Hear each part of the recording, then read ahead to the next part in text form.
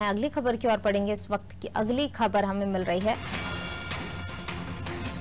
लखनऊ से। यूपी में विधानसभा चुनाव का शंखनाद हो गया है। पिछड़ी जातियों को लुभाने में जुटी हुई है भाजपा। बीजेपी ने उम्मीदवारों की पहली लिस्ट जारी की। पहली लिस्ट में 44% ओबीसी उम्मीदवार हैं। 107 प्रत्याशियों के नाम की घोषणा की गई है। पहली लिस्ट में 10% महिला उम्मीदवार भी शामिल हैं।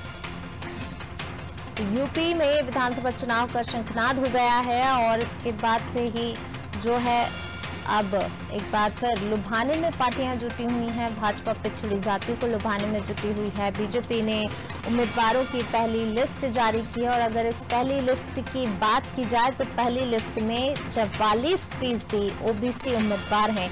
107 प्रत्याशियों के नाम की घोषणा की गई है। पहली लिस्ट में 10% महिला उम्मीदवार भी हैं। तो महिलाओं पर जहां हम कह सकते हैं कि कांग्रेस का फोकस है और प्रियंका गांधी ने एक अभियान भी चलाया है। पूरे ही देश में अब धीरे धीरे ये अभियान जो है चलाया जा रहा है। कांग्रेस की तरफ से बेहद रूप दिया जा रहा है इस अभियान को। लेकिन वहीं अगर हम बात करें बीजेपी की तो बीजेपी ने भी कहीं ना कहीं महिलाओं पर फोकस किया है। पहली लिस्ट में 10% महिला उम्मीदवार शामिल की गई हैं।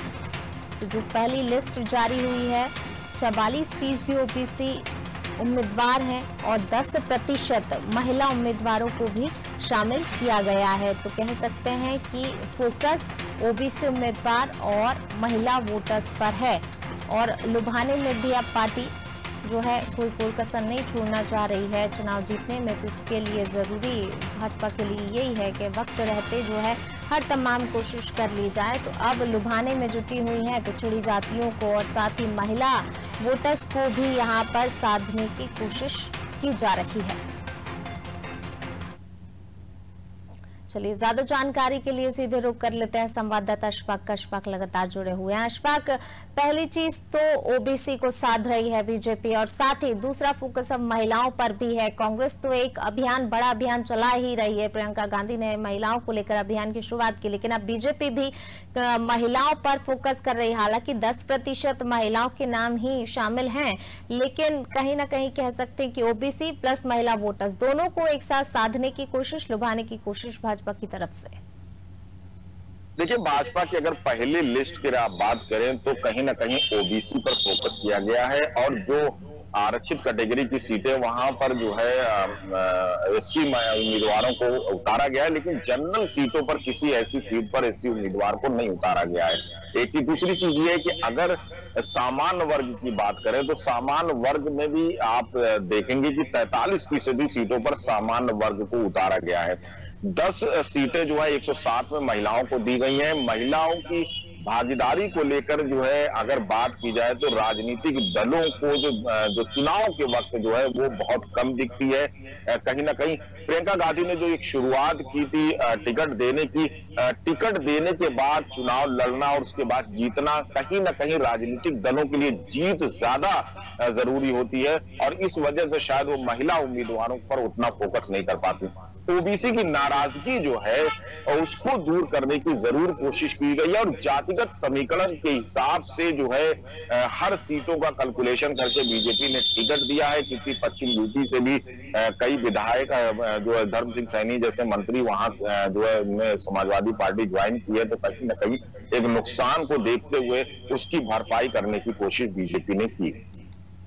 जी बिल्कुल। और अगर बात की जाए जो है अन्य पार्टियों की, तो अन्य पार्टियों की तरफ से भी क्या अशफाक क्या कोशिशें की जा रही हैं? देखिए, कांग्रेस की बात, जैसा कि मैंने कहा कि कांग्रेस ने जो पहली लिस्ट जारी की थी उसमें जो है 50 महिला उम्मीदवारों को 125 जो उम्मीदवारों की लिस्ट थी उसमें टिकट दिया था।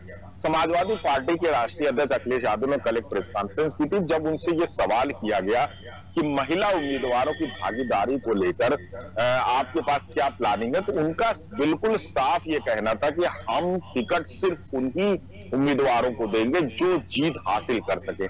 तो कहीं ना कहीं जो है अगर महिला उम्मीदवारों की समाजवादी पार्टी में बात करें तो बहुत ऐसी उम्मीदवार हमें दिखाई नहीं देती जो जीत के करीब हो। तो इसका मतलब साफ है कि जो है समाजवादी पार्टी और उसका गठबंधन महिला उम्मीदवारों की भागीदारी उतनी नहीं करेगा। बीजेपी जो है चेक एंड बैलेंस की पोजीशन में हमेशा रहती है और लगभग जैसा कि आपने बताया कि 10% के आसपास वो महिला उम्मीदवारों को टिकट देती रही है। बीएसपी में भी जो है जो महिला उम्मीदवार अगर आप देखेंगे तो वो 10% से काफी नीचे रहता है ग्राफ।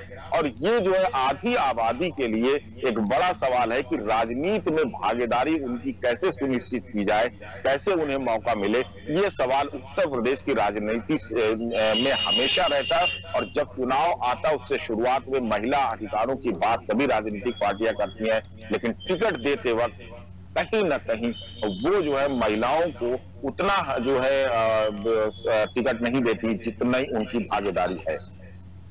जी बिल्कुल अशफाक, आप बने रही हमारे साथ, मैं लौटूंगी आपके पास। तो बिल्कुल यूपी में विधानसभा चुनाव का शंखनाद हो गया है और इसी के साथ जो है पार्टियों का फोकस ओबीसी और महिला वोटर्स पर है ज्यादा और लुभाने की पूरी तमाम कोशिशें तमाम पार्टियां कर रही हैं।